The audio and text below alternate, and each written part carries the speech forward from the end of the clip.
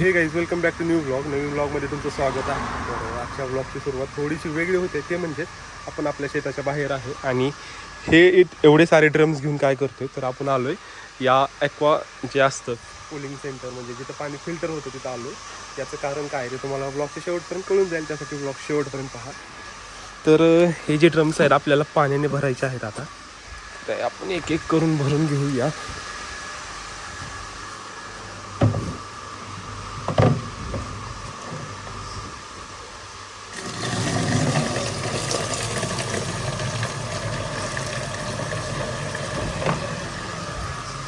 तर असेच आपल्याला सर्व ड्रम भरून घ्यायचे आहेत. हे 3 आपण भरून घेतलेले आहेत.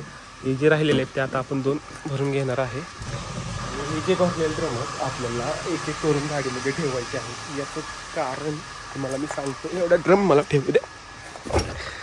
तर साधारणतः हे 20 किलो म्हणजे 20 लिटरचे आहेत. 1 2 3 4 5 6 म्हणजे 120 लिटर्स एका टाईमला पाणी जाते. त्यास आपण हे सेकंड ट्रिप आहे माझी. पहिली ट्रिप थोडंसं रेकॉर्ड करायचं राहून गेलं. तर आपल्या शेतामध्ये दुसरा जो प्लॉट आहे आपला त्याच्यावरती आपल्याला GAची फवारणी करायची आहे. त्यासाठी आपण हे फिल्टरचं पाणी नेतो. तर अशा पद्धतीने 6 ड्रम जे आहेत ते भरून घेतलेत. ते आपल्याला शेतामध्ये पोचवायचे आहेत. याचं कारण की तुम्हाला माहिती आहे GAची स्प्रे ची मशीन येणार आहे आज.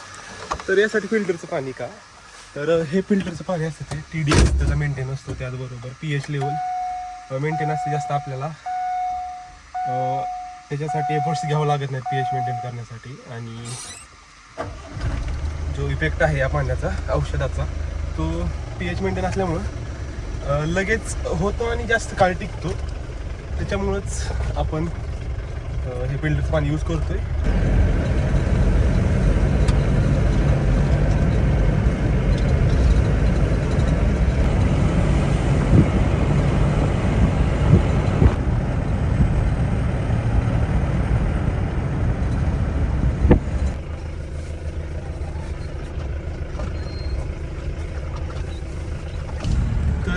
हे जे RO प्लांट्स असतात हे पण आपल्या शेतामध्ये इन फ्युचर त्याची खूप गरज लागणार आहे.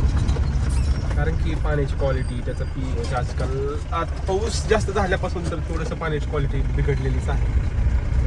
याचं कारण म्हटलं तर पाण्याची जी वॉटर लेवल होती जमिनीत ती खूप डेप्थला गेली होती. ती पावसामुळे जास्त वरती आली.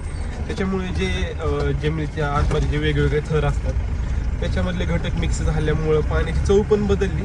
ते आता जसं पाणी उपसा होईल, जसं फ्रेश वॉटर त्याच्यामध्ये एंटर होईल त्याच्यानंतर थोडंसं ते रिकवर होते. आधीसारखी चव लागते. थोडीशी जीभ चावली. तर आपल्या शेतामध्ये आपण ते इन्स्टॉल करूच. थोडंसं कॉस्टली आहे. स्टेप बाय स्टेप आपण ते करणार आहे. त्याच्यामुळे ते तुम्हाला नेक्स्ट काही वर्षामध्ये दिवसामध्ये पाहायला भेटेलच. त्यासाठी तुम्ही अकाउंटला चॅनलला सबस्क्राईब केलं असेल तर जरूर सबस्क्राईब करा.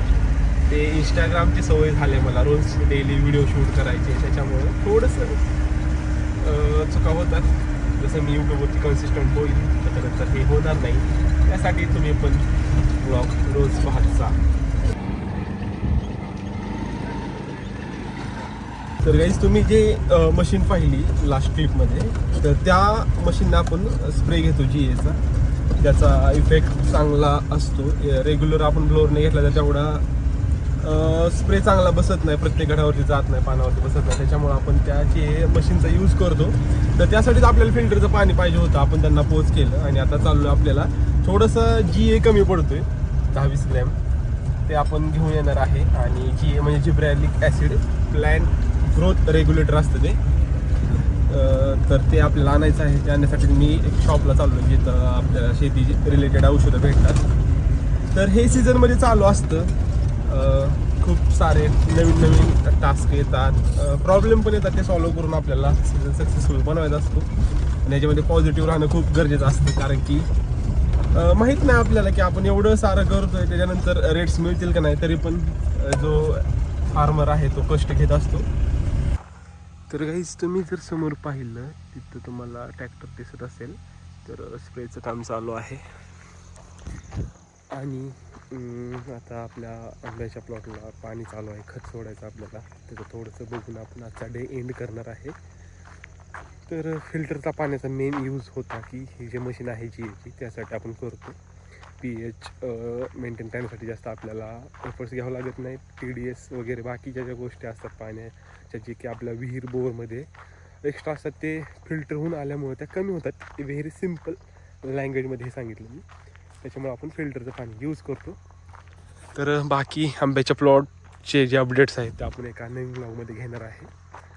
तर हा व्लॉग इथंच एंड करूया कारण की day is about to end आणि अंधार होईलच आणि आपला मोबाईल पण डिस्चार्ज व्हायला आलेला आहे. त्याच्यामुळं हा व्लॉग इथंच एंड करूया. भेटूया एका नवीन व्लॉगमध्ये. तोपर्यंत थँक्यू.